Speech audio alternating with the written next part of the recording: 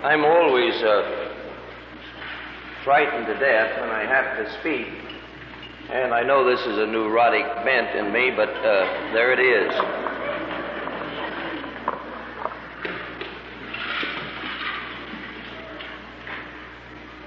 But in one sense, I'm more frightened than ever this morning, for I think this area of the cultural wisdom of our time desperately needs to be drawn together in a rational operating model.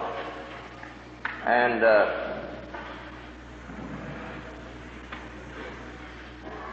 I have in another way, I'm not so frightened as I might be, for I have the feeling that however those of us gathered here may differ here and there and someplace else in our postures and reflection on the postures of life, that we are concerned to be the church. I mean to be the church, to be the pioneer people, to be the one both in thought and in deed, to lead out in the civilizing process, because in our Lord Jesus Christ we are under the mandate to care, and to care to the bottom. And perhaps then it's extremely wise in this situation to share where the bubs are in our thinking.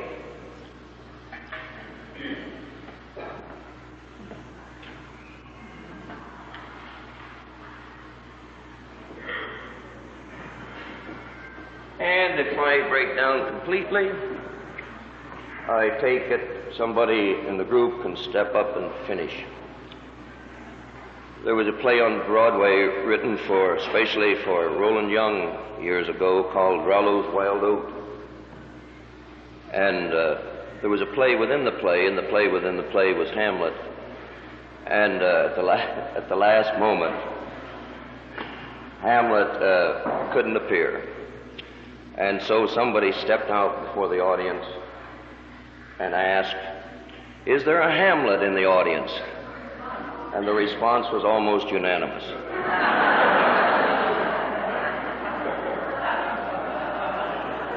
My jokes aren't very good, but they're funny. I'm improving.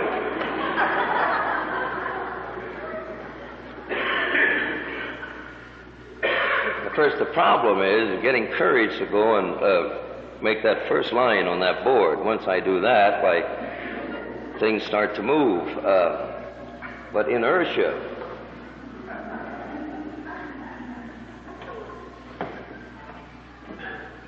I want to remind you that in the genuine polarity, the individual and society, and by a genuine polarity, I mean that I am simply an individual, period.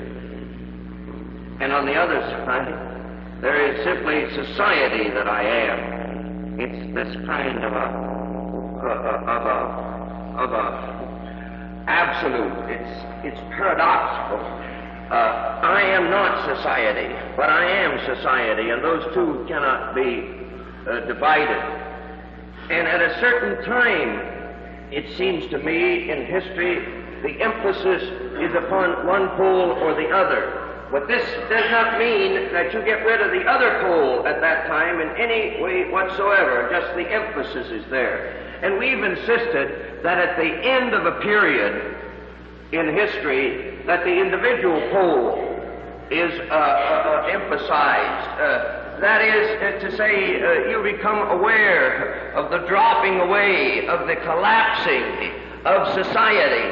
In terms of the image that makes a society, And when that happens, you can almost just feel in yourself a beginning to grab here, to hang on, to hang on. I don't mean this negatively. I mean this very positively. That is, there's nothing wrong with crying, and there's nothing wrong with grabbing your bowels. That's very positive. But in that day, that's what you tend to do, and the value of security becomes almost the consuming value of your life. And then, when a new age is coming into being, the emphasis is upon the social. That is, we're building. We're going out. We're creating. We are let loose. It's almost as if history has screamed, now your dying was good. Now come out of the tomb and let's get going. And the thrust is out, but mark you do not lose the individual pole at all. And yet, it's funny how we are rather conditioned. I raised my voice with the second one, and I talked lowly with the other one.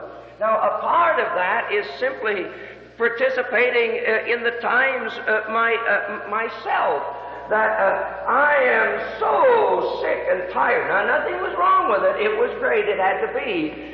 I'm so sick and tired of 20 or 30 or maybe 40 years of thinking in terms of this pole, that it's just like fresh air. When now the time is at hand when you can. The day before yesterday, if you were drumming this, hell, you were sicker than the devil, so to speak. And I can look back on this time in which you were grappling with nothingness, and though it's sort of a silent, it's a downbeat, yet it was scintillating and it was thrilling, and it was tremendous for me to be working with college students in that day, and to experience their scintillation with the word that you can damn well embrace the nothingness in history. And that's the way we talked about it in those days. We didn't buoyant about it, we talked about it. It's something like this. All of which is to say, whether we like it or not, we're in a new time. And for me, there's the experience of glory in it. I can dance as I have not been able to dance. Or better put, because we always dance, for dancing is struggling with the demons down deep within. The dance of yesterday was a different kind of a dance. I got it almost as teetering on the abyss of nothingness. And you danced around it. There was almost a psychotic fascination there that you attempted to express. Now the dance, I don't know how to do it. It's got a wildness in it that's a buoyancy. I think of the dances in Africa when I think of this moment in history. Now, in terms of our model of psychology, which has to do with physiological or biological psychology and social psychology in a particular sense of that word social, and then rational. I would like to make the case that you could almost expect this kind of a development in the downbeat. Here we began to sense the world crumbling about us, that is, just saying no with a kind of power that it had not said it before. You can almost see old Freud with that blind drive toward life, and by golly, this blind world out there screaming a no, as it had not screamed perhaps in all of Western civilization before. And then you can almost see us begin to reach out for comfort. I mean, as man never reached out for comfort before. I mean, we wanted someone to hug. We wanted a group. We had to have somebody accept us. And then, when you hit the bottom, I mean the bottom of the bottom, As I like to say it, when we discovered in searching for the bottom, there was no bottom. Then you came down to the question of how in the hell are you going to live your life? That's the question of rational psychology or imaginal psychology, if you please. You can almost feel this creeping along. Now, I feel that lots of people got hung up here, and you can understand how you would get hung up there. Now, we're on the upbeat, and I would like to say that all of these points of view, there's a tendency in the ones who experienced and forged this to think that this was the upbeat. I insist no. This was as much a part of the downbeat as this was a part of the downbeat. And now there is an upbeat, and the emphasis is upon the sociological, but the psyche you have with you, always, to be sure. And this emphasis has transposed, and I use that word carefully, it's put into a new key, this, and somewhere or another we have to try now to get a hold of the new key that this is being played in our time. Now, I need not also point out to you, and I want to come back to this at the end if I can, that this development took place within that aspect of the civilizing process which for 500 years had emphasized the individual. And that you must see, because one of the things that's going to happen over here, and in a way this point drove us to look at the rest of the world, or to allow the rest of the world to look at us.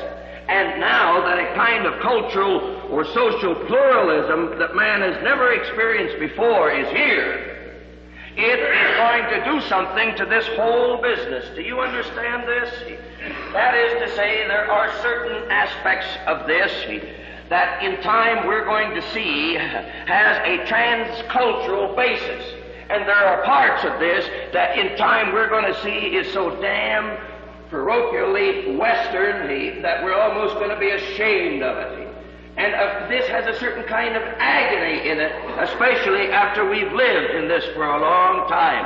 That is to say, in terms of the world, the West has no choice, I suspect, but now to move from the individual to the social pole, or that is, transpose our individualism, which is going to do something to the way we struggle with the meaning and the function of the psyche itself.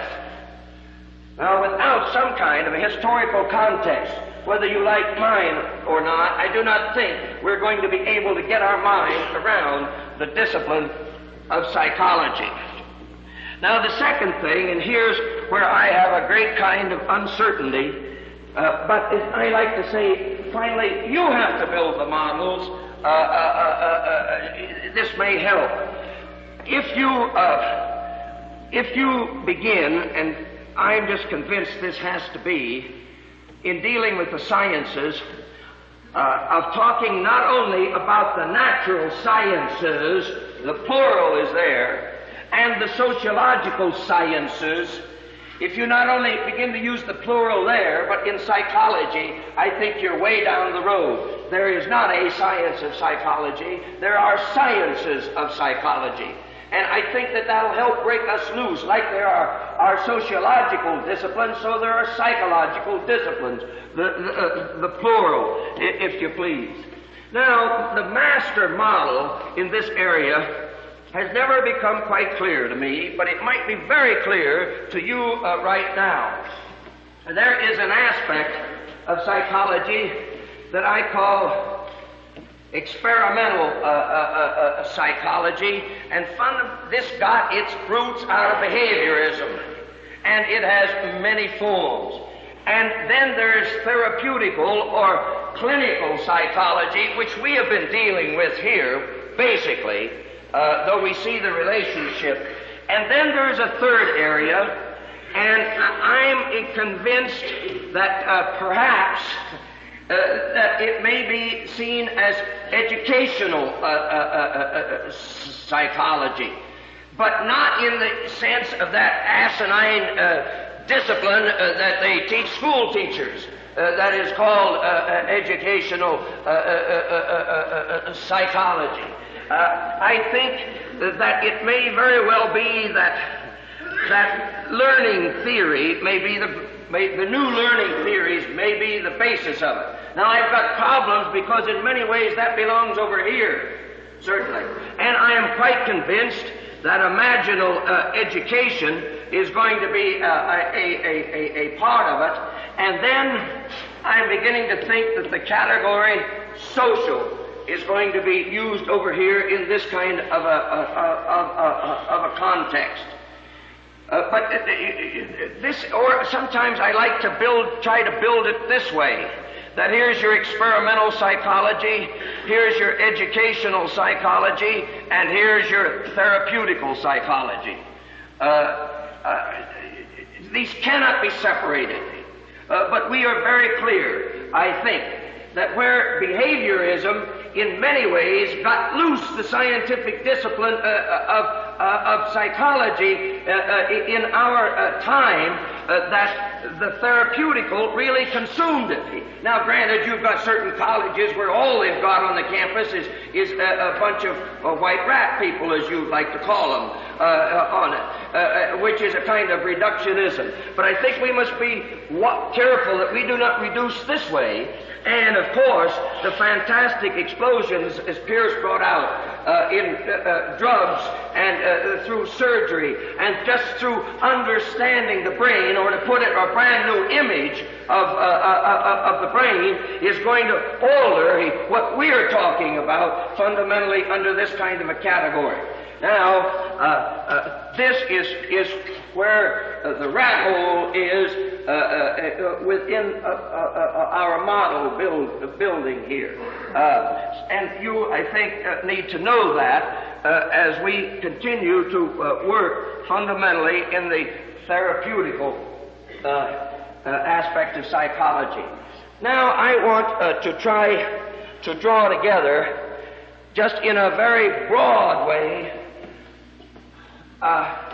the relationships between these psychologies of basically of the Freud or the physiological, and I think myself that Jung and Sullivan are the father of this, but they have not meant what a lot of petty psychologists have meant, and we have not, in one sense, even begun to probe the depths of Jungian theology yet. Now, you can make an idol out of that, as some people have, particularly some theologians, but that kind of reductionism we have to say no to, or the social psychology, and then the rational psychology, or the existence psychology.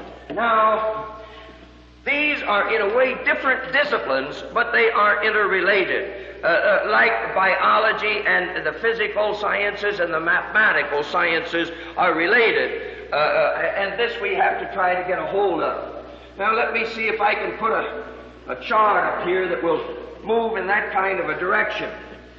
And I need three basic categories here for the physiological, for the social, and for the rational. Now, you've got a body of material that deals fundamentally with the structure of the psyche. And I do not need, I suppose, to underscore much for you the fact that in the 20th century, the psyche is not to be conceived as some kind of an entity in any way whatsoever. It's to be understood in terms of a web of relationships, or under the symbol of thrusts, if you please, and not some kind of an entity. When we speak of the psyche, we're using poetry. We're using mythology, to put it in other kind of language. Now, the structure of the psyche, as these men have grasped it, deals with the drive and with the world into which the drive drives, and then it deals with a relating principle between these two. Those of you who know Greek philosophy see that the structure of the psyche, as men today have dealt with it, really is in the West is grounded in Plato's philosophy. There's the rational, the irrational or the appetitive, and the irascible. Now, that is to say, man is composed of just blind drives, affections, desires, as we want to call. But man is also a suffering animal, relative to the action of society upon them. These are the emotions of love and of hate, etc. And the rational aspect of mind, which intuits the eternal principles, rules, brings these into harmony, harnesses them like two horses, and drives it where the human being wishes to go. Now, I say to you, and it's interesting how much Freud was interested in the Greek mind, particularly their mythology. But here is the structure that has come down to us in the West, and it has many, many faces, but fundamentally it goes back there. And I think that you can see some of this, some of that in the structure of the psyche.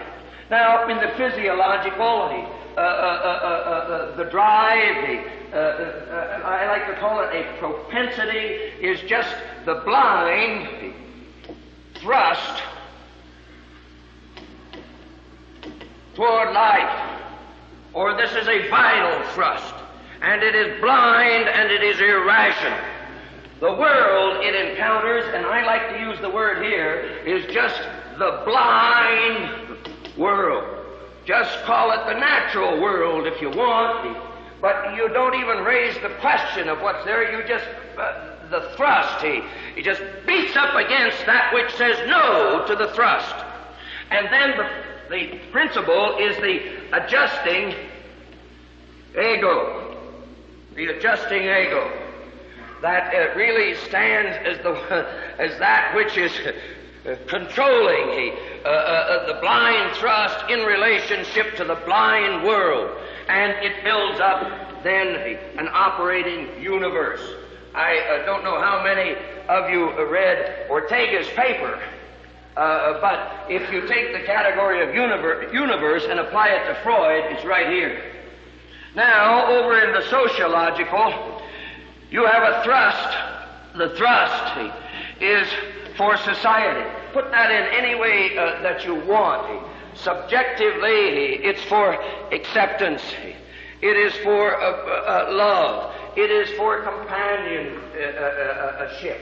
If you want to put a developmental picture here, and this you have to go back to anthropology and finally get into mythology, I live in a kind of a world that says no! And I start reaching out and find that I've got to have my fellow creatures. Do you understand this? Or I cannot live. Now, Aristotle would have died at this, for he talks about this as a basic natural propensity within man, even as the sex drive is itself. However you interpret it, that drive is the center here. And then what it meets is the social world. And the social world here is that which says no. Just says no. Now, these people are not saying today it says no, but the day after tomorrow, we're going to have ourselves a world in which the social aspect of it says yes to the desire for sociality on the part of all of them. That's not what they're saying. They're saying that Freud liked that word real, the real world. Even that's the way it is. That's the way that these people mean. Now, you have sentimentalists working here, but you're living in the kind of a world where a no is said for your reach out for acceptance. A no is said to it. And then the operating principle is a sustaining community. or the mediating principle. And you can see how this works. This is a nasty old social world that we live in. And if you say nasty in terms of this propensity for acceptance, that's what the word nasty means. That's where the valuational aspect of that statement comes from. And then what we do is we try to create ourselves a little fellowship here. It could be the family or a group of friends or a fraternity or the Ecumenical Institute or and in this, we try now in that diagram there. That does not finally satisfy this thrust. For this thrust means that if one person in this world doesn't like me, just one, I mean just one, it's a damned old world and I am unaccepted. I'll come back to the neuroses in the midst of this in just a moment. Now, in the rational, this is the thrust of consciousness in the sense of meaning. I like this picture. Here is the great evolutionary drama, the great cosmic drama that man intuits. And at one place, this drama belches into being that aspect of the drama which can interfere with the drama itself. Do you follow that clearly? Which can interfere, and that is consciousness. And for the ones who see this, this becomes the unique aspect of the human being. Whatever content you pour into it, that he has the capacity to interfere with the drama. Or, to put it another way, of asking the question, as Camus puts it, of why. Or what goes on here. Or what is the meaning of life. But this is not asked objectively, it is asked from the guts.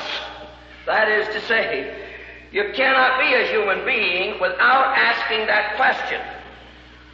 But you live in the kind of a rational world, let's call it, put quotes around that, which is a real world that says no to every manifestation of that kind of a question. It says no. Camus put this rather dramatically when he said that man is the kind of a drive that reaches out to wrap things up. Just it reaches out to wrap things up, to understand the world. And that this is as much a part of his being as the sex drive or as the drive for community. That you cannot be man save you have this kind of a drive. But you live in the kind of a world which says to hell with every meaning-filled image that you or I or anyone else can come up with. That's what you're over against. Or he puts it, as you remember, that the drive to order experience, the reflection on the drive to order experience, stops on the next to the last syllable, because when you and I press our consciousness to the limits, we always run into that which is beyond consciousness, or that we call the irrational. That's why you and I stop back here for just one syllable toward the end of where our thinking could go. We live in a real world that says no to this necessity after meaning.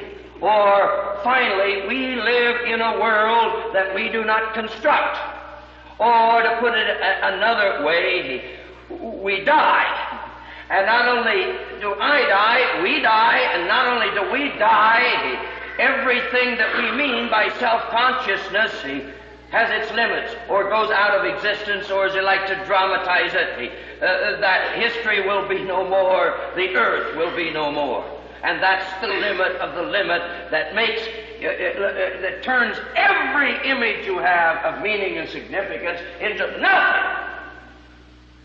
Now that's the kind of a world that you live in. And then the principle that works between those are significance images, I would like to call it. This is the drive for meaning. This is the drive for meaning. The real world says to hell with the finality of any meaning. And then we work out an image that holds these together. And we'll come back to that a bit later. Now, I want to try to quickly get a hold of a model that will deal with the sickness or the wokeness of the psyche itself.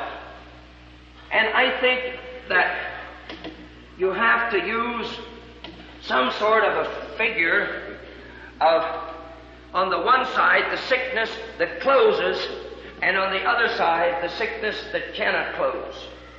And it seems to me in every one of these, you have the same kind of thing. In Freud's, your sickness comes when the superego takes over the ego and just forces into the area of the subconscious the basic thrust of the id itself. Now that is closing off, shutting, suppressing.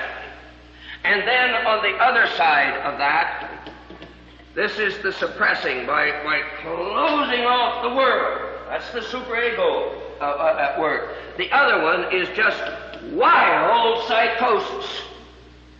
And it seems to me that if you work with a picture like this, the neurotic is, let this represent the structures of human existence. Define those any way you want for a moment. Always remember that the social content is in that, which is when people say that the abnormal person is the person who does not do what society says ought to be done, and that you could just as well have the people on the one side of the bars change, if you see what I mean. They are pointing to something real, and that is adjustment has to do with the world, the particular world that you live in.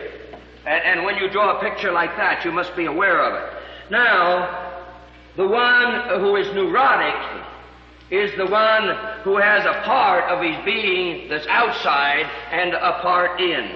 And then the other principle here are the walls that maintain him in that position.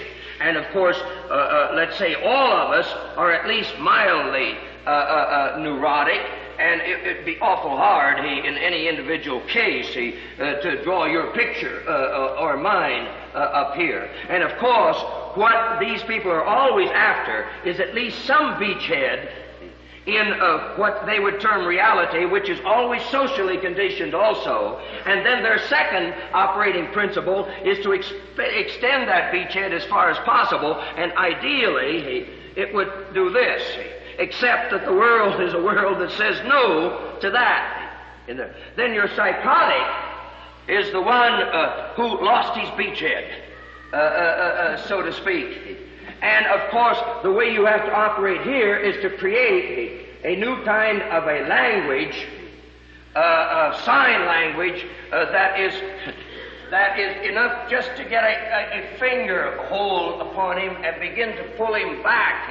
If not, you put him in the back ward, or where experimental psychology is affecting this, and this probably is going to help the psychotic more than anybody else with their drugs, and there will be new kind of surgery, etc., is to reach out here and draw this back, where then more normal methods of therapy can go on. Now, when you move over here, you have the same thing. Either a person becomes a fanatic, and Tillich defines this as one who shuts off possibility. And I like that kind of a thing. That is, he closes his world. He closes his world. That is, he gets attached to mom. or he gets attached to the family, or he gets attached to his local congregation. He operates in this. This is neuroses, the manifestation of it, and of course they're all degrees and limits. Or the other side of this is that he simply withdraws wildly into himself and just pulls himself out. Either he solidifies a small group as he's operating, or he just pulls out. And this is the kind of a wildness that is the basis of what we would call psychosis in our time. And now, in the rational, you have very much, it seems to me, in terms of getting the broad classifications of neuroses, that you either have just the dogmatist, and all of these ought to be correlated, and you have the dogmatist who, oh Lord, this area is really frightening for me. I'll use religious, he becomes a Methodist. Yes. And he lives in that, or he becomes a Lutheran. And he just lives in it. And when I say that in our day we're going to discover a certain kind of social neurosis that's been built in Christianity for 2,000 years, I mean that we become a Christian in terms of certain concepts or pictures of the world. And we're going to see this as a form of historical neurosis. These are the ones who close off quickly. But you don't have to use religion. The John Bircher. And you have the mildly neurotic John Birchers, and then so on down the line to the degree. Or you take the female in our time, because she could not stand up against the frightening possibility of living the exposed life on the frontiers of history. She has reduced the image of the female into something a little comfortable here. Like for instance, I bear myself children. Do you understand this? Or my place is in the home. Now, at one time, this was the male push upon the woman in order to handle his own problem. But in our day, the male hasn't anything whatsoever to do with that. In the first instance, the woman uses this to hide herself. I can't remember her name, but the wife of the man who's the head of the Metropolitan Art Museum in London, he wrote an article, I think it was in the Ladies' Home Journal not long ago, in which she called the bars that are not there relative to the female. That she is pretending, I can't move out, I can't move out, I can't move out. There aren't any bars that cage her. They're in her imagination. She created them. Do you understand what I mean? To excuse her existence. Now, this is the first. The other one is just the utter openness. We call this floating. And you can spot this person. These back here tend to be zombies. These are zombies also. And there's a kind of wildness about this. You touch this person and he does not exist.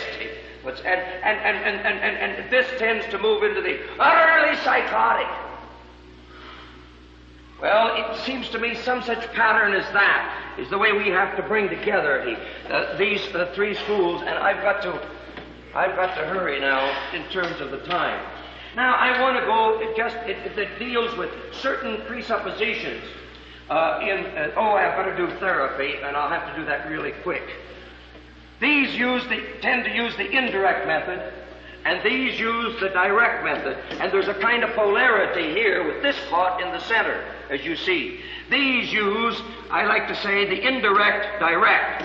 And this is within every kind of counseling, and yet you'll find in actual counselors here, they'll move more this way, or they'll move more this way. Those of you who have said, who's got to listen to people? Who's got to listen to? I don't want to go back as to how this works in Freud. You went over that before. But you've got to understand where that insight came from, and understand how reductionistic it is.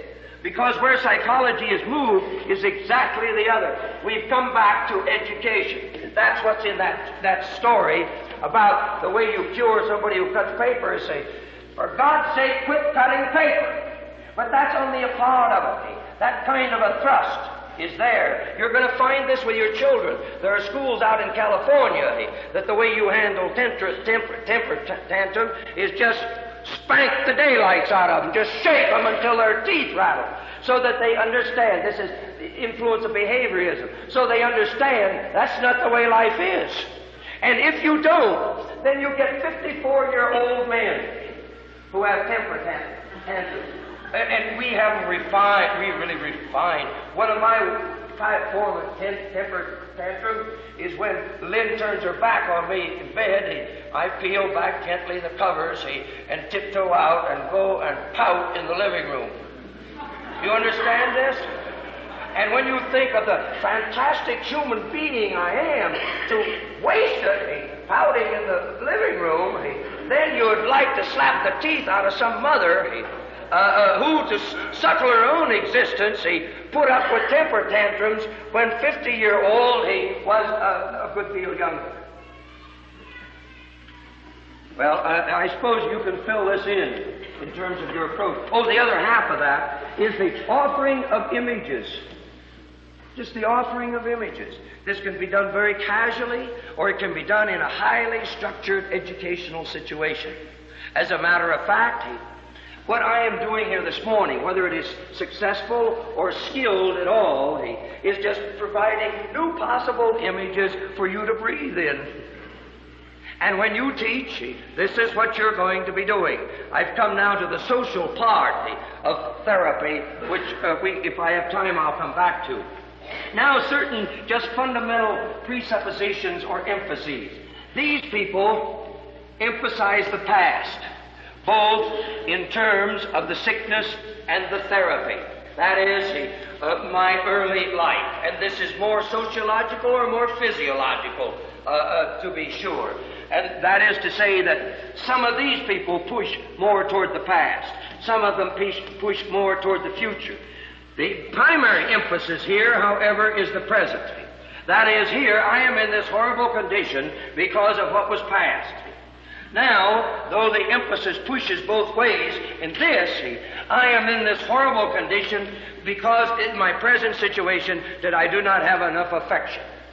Do you understand that? Now, they push this also back, the ones who lean more toward Freud, to the fact that when you were 2 years old, who didn't have enough affection? Or not, I like to call it, not enough joy juice was stored up, for you to waddle through this nasty old world that we live in. But also, these people are concerned with the future, so you have a push there of what's coming ahead. But these fundamentally are concerned with the future. In one sense, they say, to hell with the past, the future is possible. That is to say, that the past your past is redone by an adequate image today that delivers you to operate in the future. Do you see this? And that's the way they hold this together. Now, in another, I want to almost call it a philosophical presupposition or a poetic one. These emphasize the pole of necessity, and these the pole of freedom. This is the determinism. This is the blind aspect of this. And you do not depreciate this. I tell you, there are pushes out of me that I have no way to grasp. And there are pushes over against my push in this world that I have no way to grasp. And in that I sense the trappedness or the necessity of existence. These emphasize the freedom, and these emphasize, I would say, both poles. And some lean more in this direction, and some lean more in that direction. Now, whether or not you like my model there, the time has come when we have to draw these together. I was supposed to talk more of the rational. I want to maybe just say a word about that before I draw them together. Maybe this kind of a picture will help you. In my memory, which remember is not past, I have 1,000,000,001 items, so to speak. And let's say that this is the unconscious or the subconscious here. Now, my operating memory, which determines my future, gives content to my present and determines my future, is not these 1,000,001 impressions. It's the images of significance, the image of significance that I possess, that will draw this one up, and this one up, and this one up, let's say. And this is my operating memory, which releases me to be a creative push into the future. This is what is finally behind this kind of psychology. From this point of view, what your child needs, whether he be this high or 54 years old, is an adequate operating image of himself in relationship to his world. This is the key to it. That is to say, if he's limping around like a nothing, the problem isn't that his papa spanked him too hard. From this point of view, the problem is that he has no image of the future that makes sense out of his life. And then you can see how, when you change the image of someone, my Lord, you've changed their being. You've changed who they are. Those of you who are theologians ought to look at this in terms of the new birth. It might very well, a new image, drive this one down and bring these up. But the point of it is the thrust toward the future, not the point of how much he is out of sight. All right. Now, in our day, these psychologies, it seems to me, have to be drawn together. Now, as a teacher, or as someone who's concerned as a person of faith, I'll put it, he operates always in the categories of the inclusive, the futuric, and the intentional. I want to start here. Intentionality means, in the discipline of psychology, you damn well build your model whereby you can be present to it. That is, use this wisdom rather than simply be used by the wisdom. Now, the inclusiveness, and it seems to me the man of faith always stands over against any kind of reductionism. And by that I mean, you stand over against the reductionism that is in Freudian psychology. Now, you do not say no to Freudian psychology. You stand over against tyranny within that manifestation of psychology. And then you stand over against the tyranny that is in the social psychology. And not saying no to it, but over against the reductionism that tends to reduce life into whether or not you got enough acceptance or joy juice. And then, in the rational, you stand over against it also. But the man of faith also works in terms of the trends. Now, obviously, a few years ago, the trend was from here to here. The man of faith, then, would be serving mankind by blasting Freud and letting this breathe.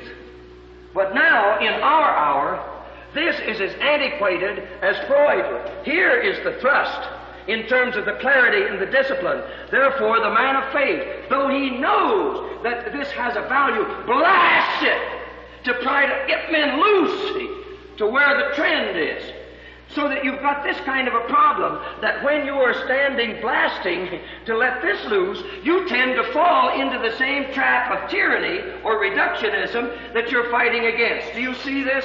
And a man of faith has to be alert to that. Even though he's screaming that you've got to listen to this, he must understand the temptation for him to reduce life in this.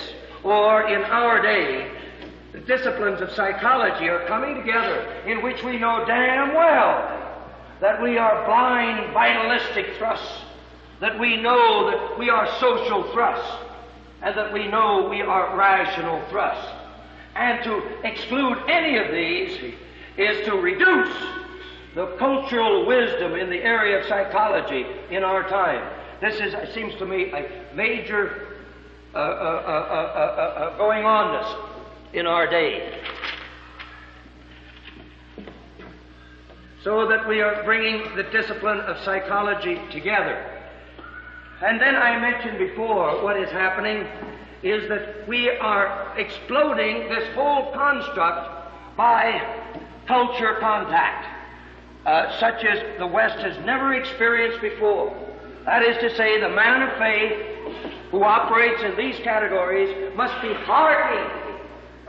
To one illustration of this, as you well know, in psychiatry today, they are trying to find the last of the witch doctors across the world. Do you know that? In Australia and in Africa, they're trying to find the last of the witch doctors and are trying to learn their fantastic healing powers relative to the psyche of man.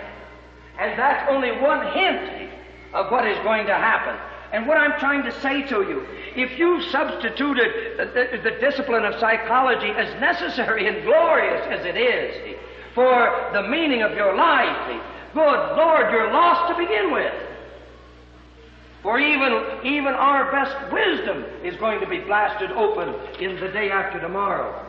And that is my other point, that in our day, due to the sociological emphasis, we are going to be free from our slavery to psychology, which is not only present in the damn movie stars, that is one of the most horrifying stories that anybody could dream of. Even they have their personal psychiatrists at different parts of the world so that they'll always be in spitting distance of hell.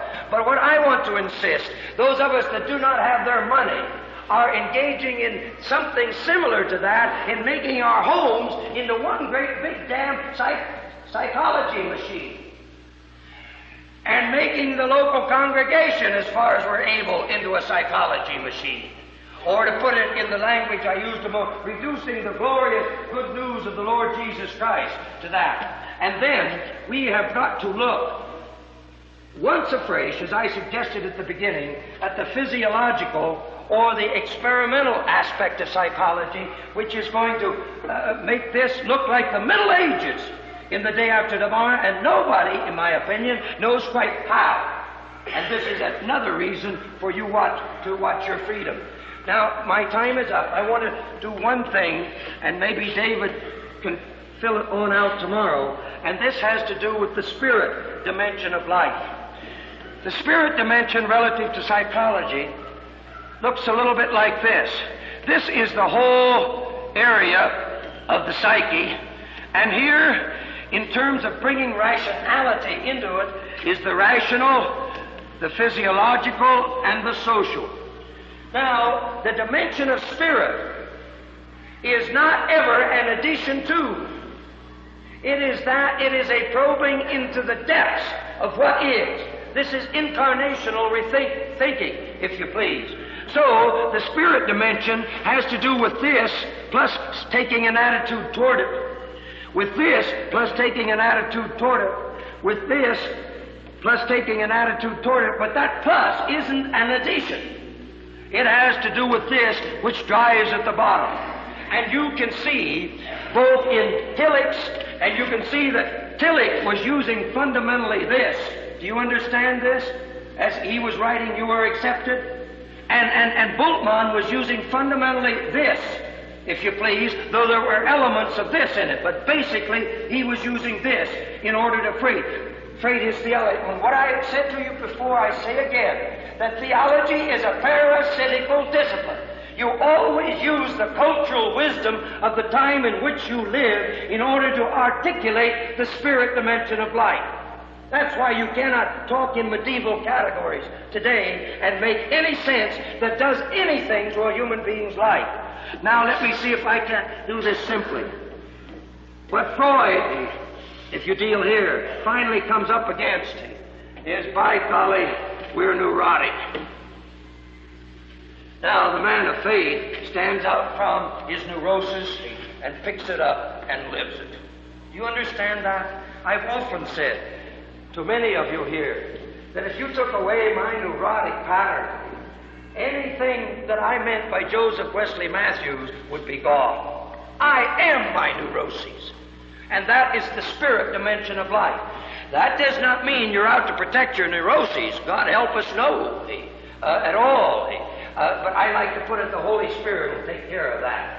That I must pick up my neuroses and live them. And your unique gifts are the peculiar walkness that defines you. And oh, if Marilyn Monroe could only have even known that much of what it meant to be a spirit person, that glorious human being might very well, the Lord willing, be in our midst today. And if you could only believe that, my Lord, there might be an atomic explosion of creativity in the midst of life. And in the same area here, you just damn well, oh, I forgot. The spirit dimension sees the body. And that means you live in this kind of a world. And the spirit dimension here sees the body. It knows damn well there isn't any acceptance in this world. And Tillich was just fantastic here. He took this aspect of psychology and shoved it to the bottom.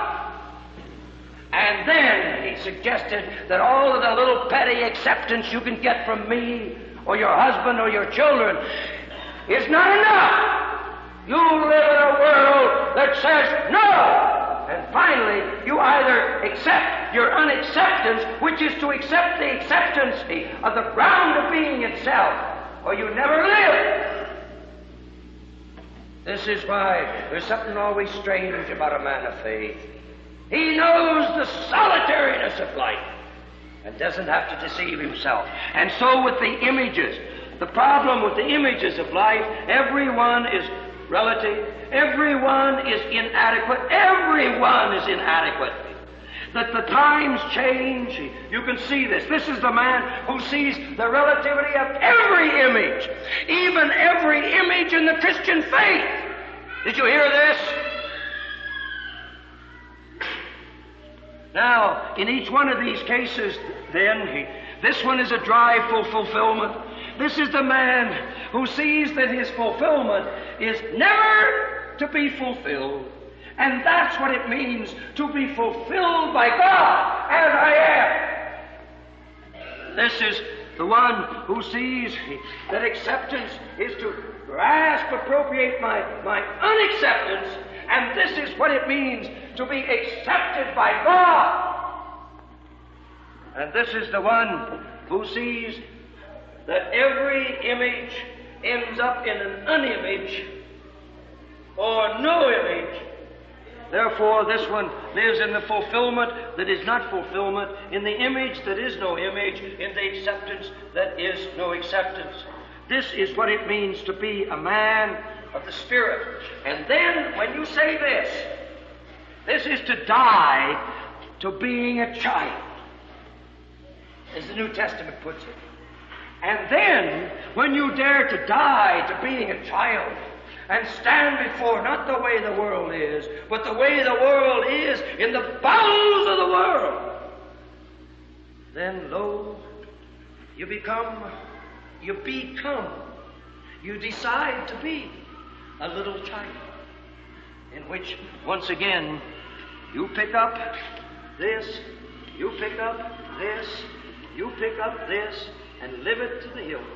Or to use other New Testament language, the man of faith, he is utterly in the world. And in terms of the cultural wisdom, I mean he lives in this.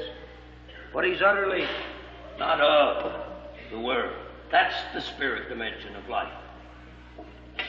Now, the Lord prayed that you and I, in this area of life that's tyrannized us over us so, can have the grace to embrace it to the bottom and let go of it, or to go beyond the bottom itself, which is no bottom. I guess we better go.